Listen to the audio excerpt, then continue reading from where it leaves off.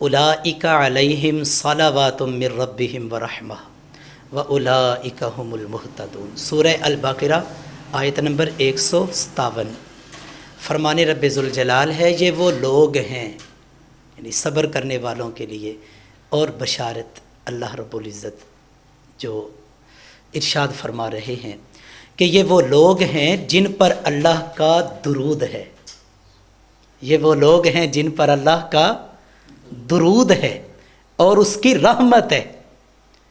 وَأُولَئِكَ هُمُ الْمُهْتَدُونَ، اور یہی لوگ ہدایت یافتہ ہیں۔ کیسا اللہ کا کرم ہے صابرین پہ، صبر کرنے والوں کے لیے جنت کی بشارت ہے، صبر کرنے والوں کے لیے یہ جنت کے خزانے دنیا میں ہیں، صبر کرنے والے انسانوں پر اللہ تعالیٰ کا درود ہے اور اس کی رحمت ہے اور ان کو ہدایت کی بشارت ہے۔ حضرت انس بن مالک رضی اللہ تعالی عنہ فرماتے ہیں کہ حضور صلی اللہ علیہ وسلم نے فرمایا کہ صبر صدمے کی ابتدا سے کرو، کہ جب تمہیں صدمہ لاحق ہو تو اسی وقت سے صبر کرو، یہ نہیں کہ پہلے تم واہ ویلا 1 دن 2 دن 4 دن کر لو تو اس کے بعد کہو کہ اب ہم اس پہ صبر کرتے ہیں اور تو کچھ ہو نہیں سکتا۔ تو ایسا نہیں ہے، جب مصیبت پہنچے تو اسی وقت ہی صبر کرو۔ امام شافعی رحمۃ اللہ تعالیٰ علیہ آپ فرماتے ہیں کہ صبر یہ ہے کہ جب تمہیں کوئی صدمہ پہنچے تو تمہارے چہرے پر غمی کے آثار ہی نظر نہ آئیں، تو یہ صبر ہے۔ حضرت امام غزالی رحمۃ اللہ تعالیٰ علیہ آپ فرماتے ہیں کہ حضرت شیخ موصلی رحمۃ اللہ تعالیٰ علیہ کی زوجہ محترمہ پھسل گئیں تو ان کا ناخن ٹوٹ گیا۔ ان سے پوچھا گیا، جب ان کا ناخن ٹوٹا تو وہ ہنسنے لگیں، ہنس پڑی۔ ان سے پوچھا گیا کہ آپ کو درد نہیں ہوا، تکلیف نہیں ہوئی، درد نہیں ہوا؟ تو وہ فرمانے لگیں کہ اس کے ثواب کی لذت نے مجھے میرا درد بھلا دیا ہے، اس کے ثواب کی لذت نے میرا درد بھلا دیا ہے کہ اس کے ثواب میں درود ہے، رحمت ہے اور ہدایت ہے۔ حضرت مطرف رحمۃ اللہ تعالی علیہ آپ کا بیٹا فوت ہو گیا، لوگ غم کرنے کے لیے گئے، جب دیکھا تو حضرت مطرف رحمۃ اللہ علیہ کے چہرے پر کوئی غم کا اثر ہی نہیں، آپ خوش طبع صابر نظر آ رہے تھے۔ تو لوگوں نے پوچھا کہ آپ کا بیٹا فوت ہوا تو آپ کا چہرہ تو بڑا حشاش بشاش ہے۔ تو آپ فرمانے لگے بیٹا فوت ہوا ہے، لیکن اس صدمے پہ میں غم کی بجائے صبر کر کے اللہ تعالیٰ کے وہ انعام نہ حاصل کر لوں کہ جس میں اللہ کا درود ہے، وہ انعام نہ حاصل کر لوں کہ جس میں اللہ کی رحمت ہے، جس میں اللہ تعالیٰ نے ہدایت کی بشارت عطا فرمائی ہوئی ہے۔ حضرت ابو طلحہ رضی اللہ تعالیٰ عنہ، آپ کی اہلیہ حضرت ام سلیم رضی اللہ تعالیٰ عنہا، حضرت انس بن مالک مسلم شریف میں فضائل الصحابہ میں اس حدیث کو نقل کرتے ہیں۔ آپ فرماتے ہیں کہ حضرت ابو طلحہ کے ہاں بیٹا پیدا ہوا، کافی دیر کے بعد،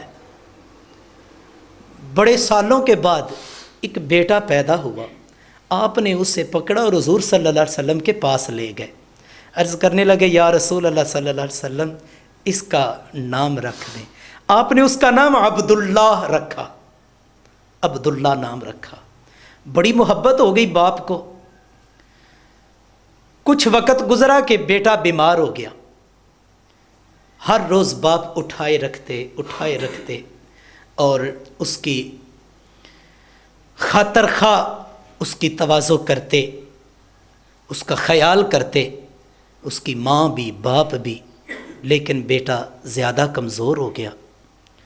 اب حضرت ام سلیم کہنے لگیں کہ ہمارا یہ طریقہ نہیں ہے کہ ہم کسی سے کچھ مانگیں اور وہ کھائیں، آپ کام کے لیے تشریف لے جائیں تو میں اس کی خدمت کروں گی، میں اس کی دیکھ بھال کروں گی، اور جیسی اللہ کی رضا ہوگی اس پہ ہم دونوں راضی رہیں گے۔ حضرت ابو طلحہ رضی اللہ تعالی عنہ کام کے لیے چلے گئے تو انہیں 2-3 دن وہاں گزر گئے. جب واپس آئے تو ان کے آنے سے پہلے بیٹا فوت ہو چکا تھا. جب بیٹا فوت ہوا تو حضرت ام سلیم رحمت اللہ، حضرت ام سلیم رضی اللہ تعالی عنہا آپ فرمانے لگیں کہ حضرت ابو طلحہ کے گھر آنے پہ انہیں سب سے پہلے میں خبر دوں گی، میرے علاوہ انہیں کوئی نہیں بتائے گا کہ ان کا بیٹا فوت ہو چکا ہے، پہلے خبر میں دوں گی. تو جب رات ہوئی حضرت ابو طلحہ رضی اللہ تعالیٰ عنہ گھر تشریف لائے تو حضرت ام سلیم نے بہترین کھانے کا اہتمام کیا ہوا تھا وہ پیش کیا. اس کے بعد پہلے سے زیادہ آپ نے سنگھار کیا اور پاس آئیں. حضرت ابو طلحہ رضی اللہ تعالیٰ عنہ نے وہ حق زوجیت کا عمل کیا. تو جب سیر ہو گئے بعد میں حضرت ام سلیم رضی اللہ تعالیٰ عنہ آپ کہنے لگیں کہ اگر کوئی شخص کسی دوسرے کے پاس امانت رکھ دے پھر وہ اپنی امانت لینے چلا جائے تو جس کے پاس ہو اسے دے دینی چاہیے یا رکھ لینی چاہیے؟ تو حضرت ابو طلحہ فرمانے لگے دے دینی چاہیے. تو حضرت ام سلیم کہتی ہیں تو پھر جس رب نے ہمیں امانت دی تھی، جس نے بیٹا عطا کیا تھا، اس نے لے لیا ہے، وہ امانت چلی گئی ہے، اب ہمارے پاس وہ امانت نہیں رہی. تو حضرت ابو طلحہ رضی اللہ تعالی عنہ نے صبر کا دامن تو پکڑا، صبر کیا، لیکن بیوی سے کہنے لگے کہ میں تیری شکایت رسول اللہ صلی اللہ علیہ وسلم کی بارگاہ میں ضرور کروں گا. اس بات کی شکایت کروں گا کہ تم نے میرے ساتھ جو یہ عمل کیا تو یہ کیوں کیا جب کہ ہمارے گھر میں ایک غم تھا، تو یہ تم نے عمل کیا، تو اس کی شکایت میں حضور کی بارگاہ میں کروں گا. جب صبح ہوئی آپ حضور صلی اللہ علیہ وسلم کی بارگاہ میں گئے، نماز کے لیے حاضر ہوئے. تو حضور صلی اللہ علیہ وسلم کا طریقہ تھا کہ آپ نماز فجر کی سنتیں اور فرضوں کے درمیان میں تسبیحات کرتے تھے. آپ سیدھا قبلہ کی طرف متوجہ رہتے، کوئی اور گفتگو نہیں فرماتے تھے. جب حضرت ابو طلحہ تشریف لائے تو حضور صلی اللہ علیہ وسلم اس وقت کے جب آپ تسبیحات فرما رہے تھے، حضور صلی اللہ علیہ وسلم نے چہرہ اٹھایا، پیچھے پرتے دیکھا اور فرمانے لگے یہ وہ لوگ ہیں جن پہ اللہ کا درود ہے، یہ وہ لوگ ہیں جن پہ اللہ کی رحمت ہے، یہ وہ لوگ ہیں جو ہدایت یافتہ ہیں. اے ابو طلحہ، تمہیں اللہ تعالیٰ نے رات کے عمل پہ حافظ قرآن بیٹے کی بشارت عطا کر دی ہے. جب واپس آئے تو خوش تھے، اپنی اہلیہ سے کہنے لگے کہ حضور صلی اللہ علیہ وسلم نے حافظ قرآن بیٹے کی بشارت عطا فرما دی ہے. مفسرین فرماتے ہیں، محدثین فرماتے ہیں حضرت ابو طلحہ رضی اللہ تعالی عنہ کے 9 بیٹے پیدا ہوئے. اس کے بعد 9 بیٹے پیدا ہوئے اور 9 کے 9 حافظ قرآن بنے. کسی کا ایک پیدا ہوتا ہے تو وہ اچھا نہیں ہوتا، آپ کے 9 پیدا ہوئے اور 9 کے 9 حافظ قرآن تھے.